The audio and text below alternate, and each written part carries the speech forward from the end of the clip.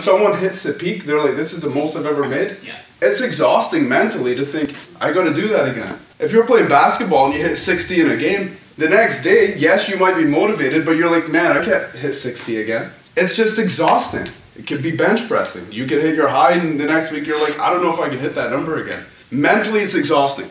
So here's where I kind of tell everybody, at the end of the day, sales are sales. What you have to do is you have to make your money and you have to reinvest it into something else. You have to reinvest it into something that will inevitably in the future take your place. Right now, you guys are all physically well, you're healthy, you're all able-bodied, able-minded. But when the time comes in the future, when you guys are 50, 60, you know, that kind of thing, you may choose to, hey, you know what? I need something to replace my physical self. That's where passive income comes in. But it's not like when you're 50 or 55, you can say, okay, now's the time for passive income. No, you gotta secure passive income early. And so that way, by the time you're kind of 50, 55, it's paid off. And now it becomes income versus a mortgage on it at that point. Does that make sense? So your time has already started. So if you make $1 million, pay the government, pay whoever you need to pay. Then that extra money there, start buying stuff to replace